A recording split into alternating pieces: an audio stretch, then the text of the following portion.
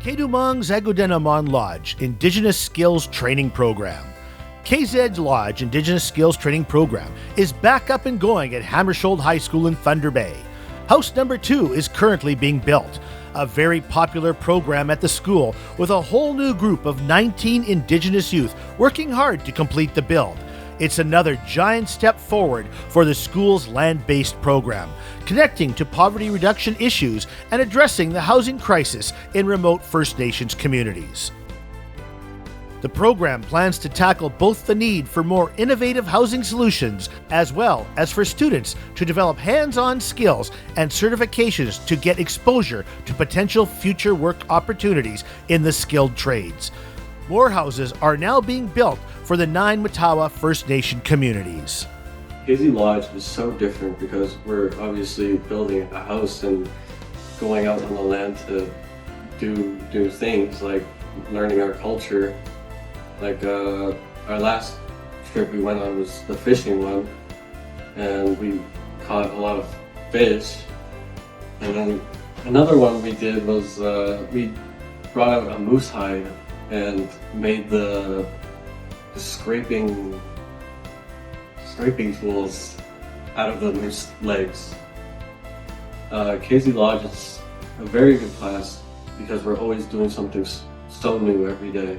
The students of KZ Lodge North program at Hammersholt High School have dedicated numerous hours to fully build not 1, but 2 tiny homes. All homes are being constructed with the purpose of alleviating homelessness and housing challenges in First Nation communities in the region.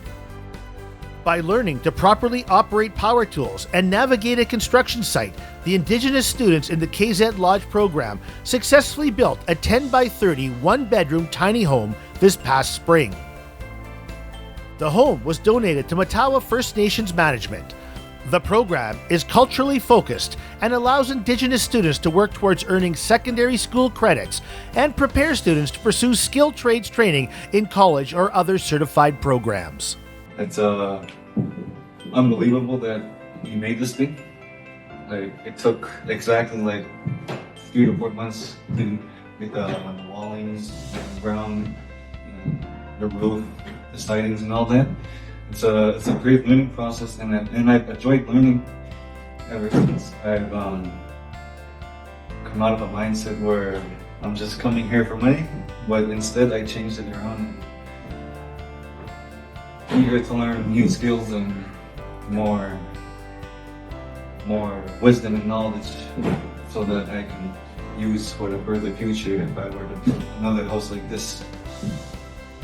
All the tiny homes built by the students will be donated to the Matawa First Nations management. The Tiny Home Project supports the prevention of youth homelessness. Supports are provided for students to talk about their housing situation, referral to other housing options, and broader socioeconomic cultural health concerns they may have. It promotes students to stay in school and direct them to future education and employment opportunities in the trades. It links them with other funding groups such as KKET's employment training and other post-secondary institutions. There is more in the future for this high school pilot program, as there is hope to expand to have students continue to build more tiny homes to be shipped to remote First Nation communities where housing is an acute condition. I think it's really meaningful because there's really a big house shortage up there, and there's 2 families packed into one single house, and the population is always expanding. It's always going to be expanding. There's no more houses being built.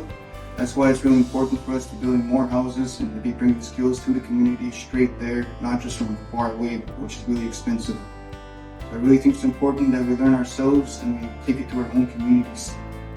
I feel it's important as to the northern communities that don't really have opportunities and funding to build their own houses, and this is just a learning experience for me and my classmates on how to build stuff like this.